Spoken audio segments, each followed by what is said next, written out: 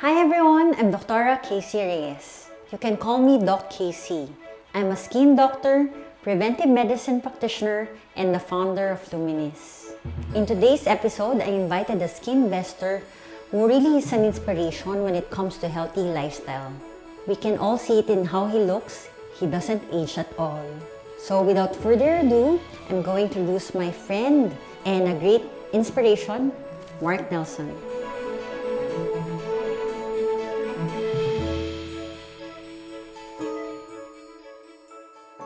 Hi, Marc. Hi, thank you. How much do I owe you for that wonderful introduction? Yeah. A few years back when I didn't know you, of course, all my friends, of course me, we idolize you and we have a crush on you. And right now, you still look the same. Thank you. You didn't change. Thanks to Luminisce. That's why I was telling them if we can interview you because we want to know the secret. Because I believe it's not just the aesthetic, it's more of the overall that contribute to this outlook. It's more of a holistic approach. It's not just about taking care of your skin and taking care of this, the biggest organ in our body, which is on the outside and always, I guess, attacked by different pollutants and everything, but also we have to take care of the inside. And the inside, the internal, is about leading a healthy lifestyle. And that means making sure you get the right nutrition, making sure you exercise, make sure you drink a lot of water, and of course, leading a low stress lifestyle. So mental health is all part of the entire package. It all works together. So based on what you have just said, it's more of a combination of things. Yes. So it's genetics, lifestyle, and environment. Yes, definitely. We're fortunate because we are in Asia, so we've got a slightly more a moister atmosphere.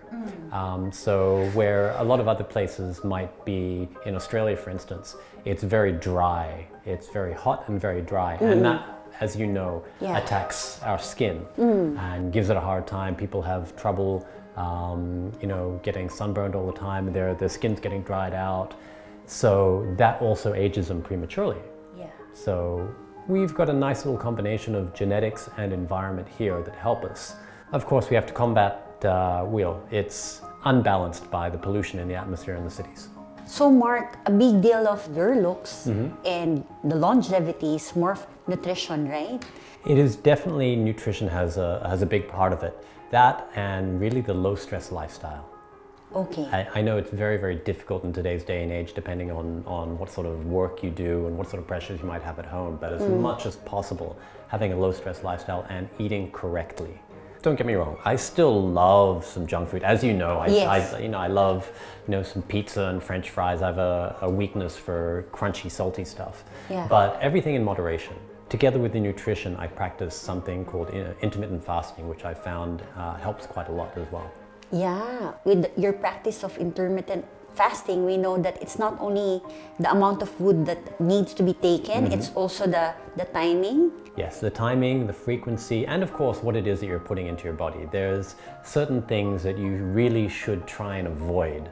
You can still have an enjoyable diet. You don't have to, I guess, restrict yourself too much and not enjoy what you eat. Okay. But staying away from things like sugar that is probably the number one suggestion I could give to anyone to try and, I guess, improve their diet. What about food?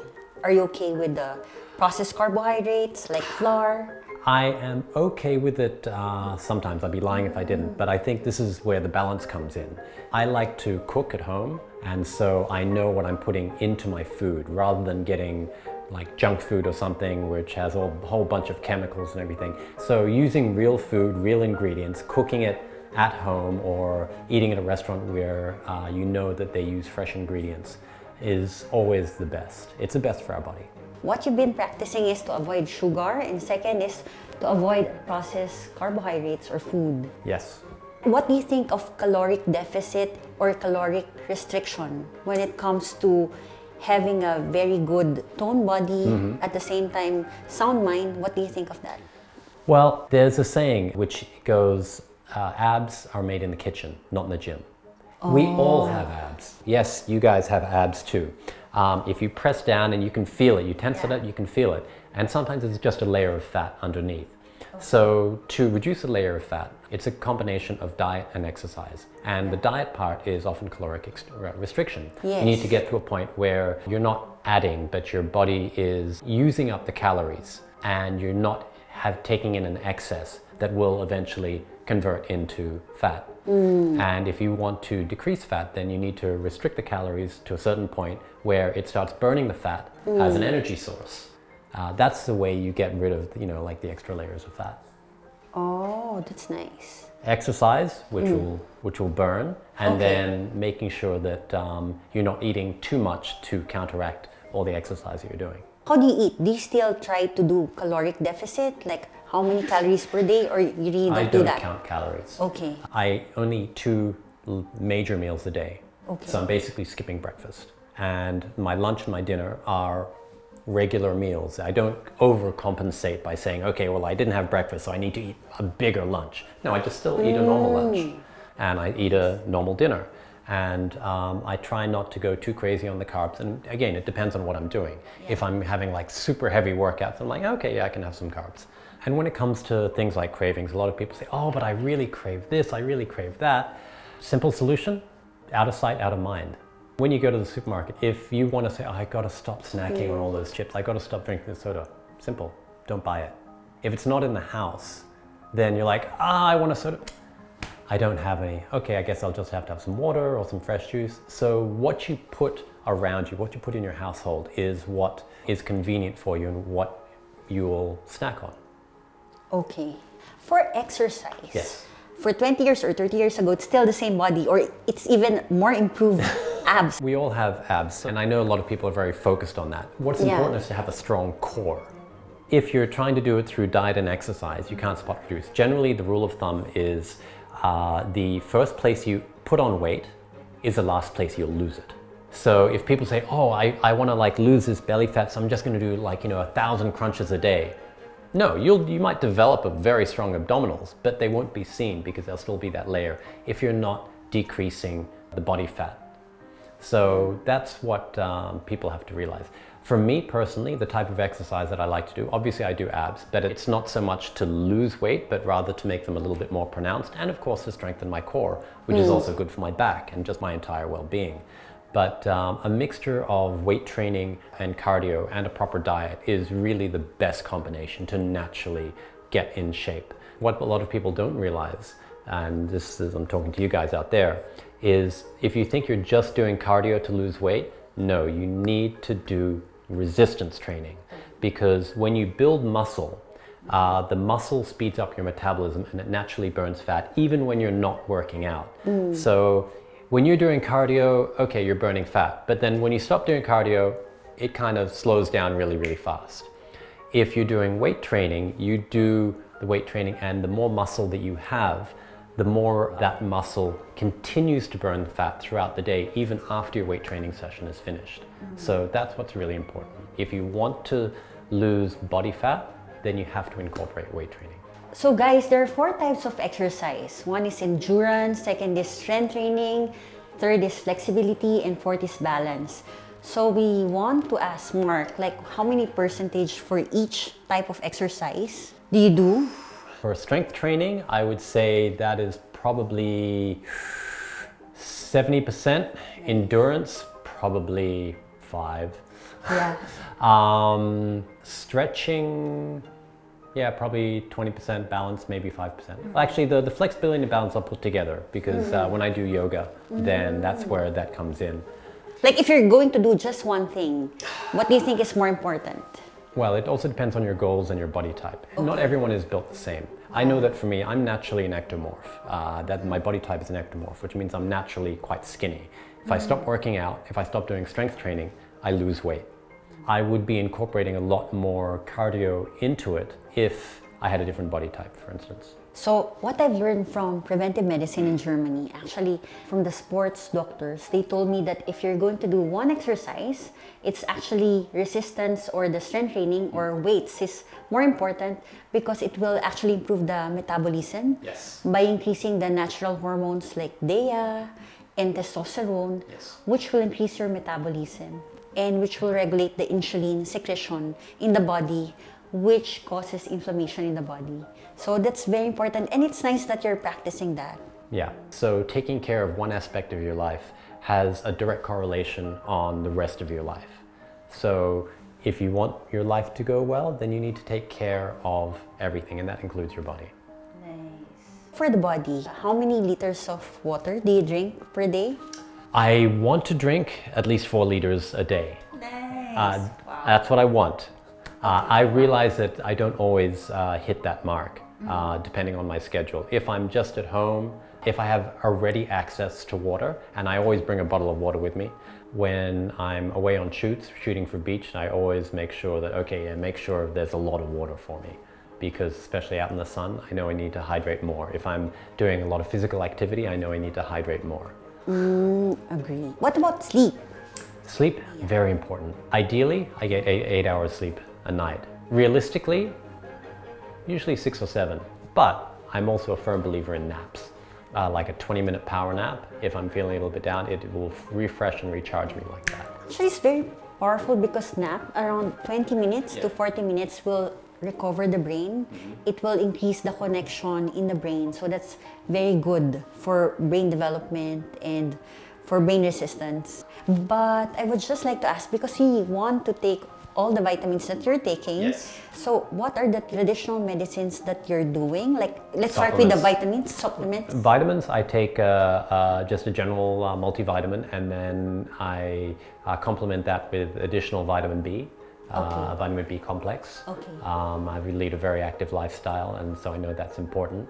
My vitamin D, I generally, which is very important as well for our mental well-being as well as other health benefits, I try and get naturally from the sun. If I'm in a place where I'm not getting as much sun, I try and get at least 20 minutes of morning sunlight a day.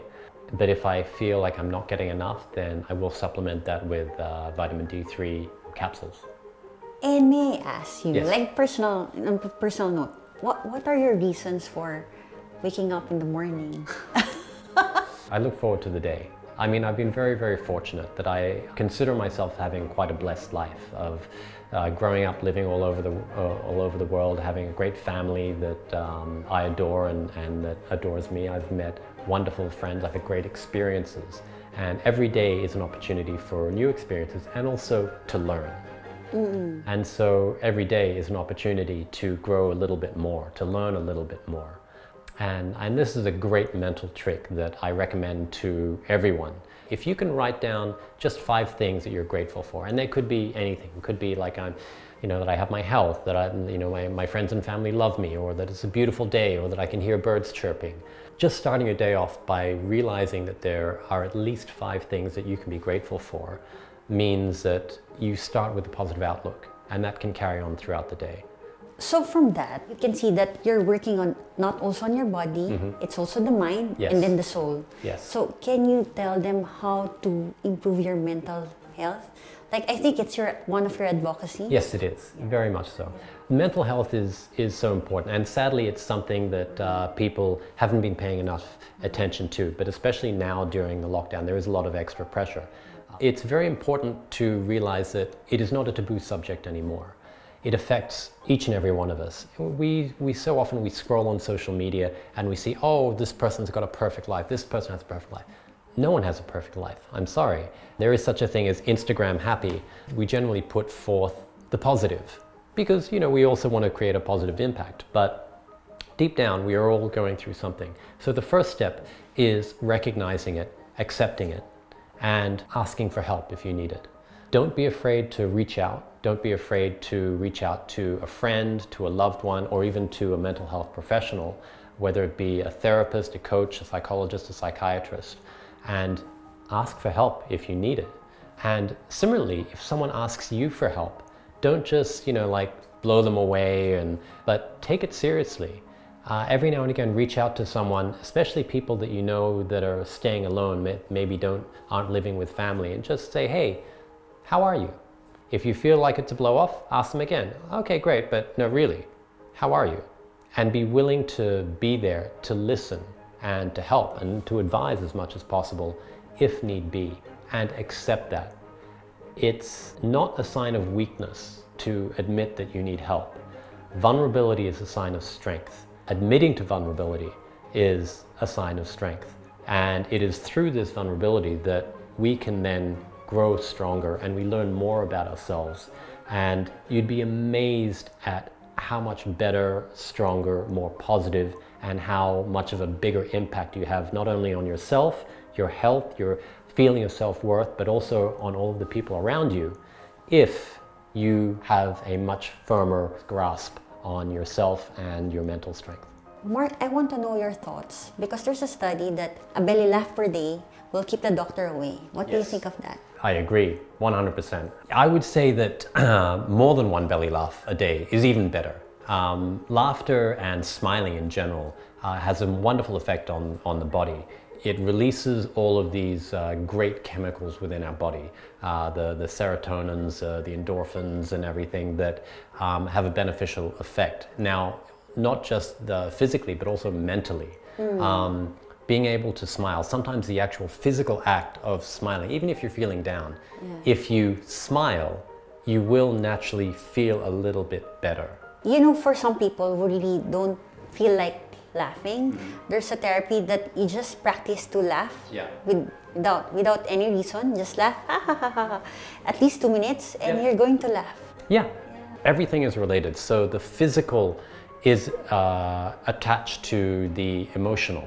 And this is something that we've studied in some of the coaching classes that I've done, where your emotions have effects on your physical. But similarly, it's a two-way street. So your physical reactions have an effect on your emotional. That's why I was saying, if you can make yourself smile or make yourself laugh, it will emotionally uplift you, even if you're feeling down. Nice. So you always laugh, even if you're alone? I try to laugh. I love watching comedy. I love stand-up comedy. I love spending time with friends that make me laugh. I love doing things that I enjoy doing that makes me smile. I'm a very auditory person. Different people have different senses that they're more attuned to. Mine is auditory, so I like listening to good music. Music that uplifts me. If I'm feeling down, one of the best ways that I can sort of bring myself up is listen to my favorite playlist. So this is like for the internal. You know, for some people, going to the dermatologists or surgeons or aesthetic surgeons is taboo, or more like for celebrities and actors like you. What do you think of that? Honestly, I think it's for everyone. I mean, yes, I work on the camera, so I do need to take care of this. This is part of my job. Yeah. But even if I wasn't on camera, it's just as important for everyone else because it gives us a certain feeling of self-worth, taking care of ourselves. Number one, going to a clinic is a type of pampering for yourself. And we all deserve a little pampering, especially with all the different stresses and everything that we have in our day-to-day lives. But also, when you feel better about yourself physically, then it uplifts yourself mentally. You have more confidence. And think about as a guy, when you go to the barber, or as a girl, you go to the salon and you get a little fixed up, and then you come out thinking, oh, I feel like $1 million. That whole concept, that expression, I feel like $1 million, is because you feel better. You're doing it for yourself. It gives yourself that boost of confidence, even if you're not going to see anyone that day. If you just look in the mirror, when you have a good hair day or something, and you're like, oh wow, I look okay today. So all of these little things connect, and that's why taking care of your skin, which is the biggest organ in our body, is so important. Actually, that's been proven, like in the studies, that it's 60% genetics and lifestyle. It will really contribute to how young looking you are and your longevity. But the 40% is intrinsic aging. Like even if you have good genes, good lifestyle, something will change. The face, the aesthetic will age. That's why aesthetic medicine will always be here. From that, I would just like to ask, what's your favorite treatment in Luminisce? One of my favorite parts of coming to Luminisce is, I mean, the treatments are great, but I love the cleansing. Because it's like a facial massage. It's like when they're cleaning the face, it's just like, that for me is pure pampering. And then on top of that, then you get all the great treatments. So, I mean, obviously I spend a lot of time in the sun, and the laser treatments to help lower my pigmentation. And then for the body, I like ones that tend to sort of just tighten my midsection and everything a little bit. There's like, you know, the heat. Laser and radio frequency machine that will actually, you'll see result for tightening. Yeah, so those are great as well. Obviously, I do as much as I can physically as far as lifestyle, diet, and exercise, but having a little bit of extra help never goes astray as well. Agree. So, like for some people, even with nutrition and even with exercise, but at some point in their lives, they see a slowing of their metabolism or basal metabolic rate. What are your views about hormone therapy for these people? I think that if it's needed, and this is something that has to be done very carefully, of course, so they need to make sure that they check their hormones and make sure that, you know, like if they really do have a deficiency, then under proper medical guidance, then yes, they can get hormone therapy. It's case-to-case basis, but it depends. If it's really low and it's affecting them, then yeah, why not supplement? If we're going to summarize like the top 3, the top 5, or the top 10 secrets for longevity or staying younger, can you summarize for us? Okay, the number 1 secret for me for staying young is a low stress lifestyle. Stress ages you so fast. And then on top of that, you need to lead a healthy, balanced lifestyle. We all know this, we've been hearing it for decades. Don't just listen, you need to have dedication and the commitment to stick to it. And so that means making sure you do get some exercise, making sure you do eat properly, making sure that you lead a healthy lifestyle, not too much alcohol, everything in moderation. Stay away as much as possible from too much sugar or too much refined food. Don't smoke. There are so many reasons why you should not be smoking. Foster good relationships with people around you. Try and do something good. So either volunteer, do something positive in your community, go out there and do some good for someone else, and it will really uplift your spirit and your mood. Take care of your mental health, meditate, drink lots of water, get lots of sleep, make sure you get the right vitamins, and take care of your skin. Go see a great doctor like Dr. Kaycee at Luminisce. Thank you. You're very welcome. Thanks for having me. Thank you again, Marc, for guesting today. Super appreciate it. And for you guys, I hope you feel inspired to start living the best and healthiest life possible. And if you feel bitin, we're going to have a second part where we're going to discuss about the nutrition tips from Marc Nelson. So don't forget to like this video, subscribe to our channel, and hit the notification bell to learn more about me and Luminisce.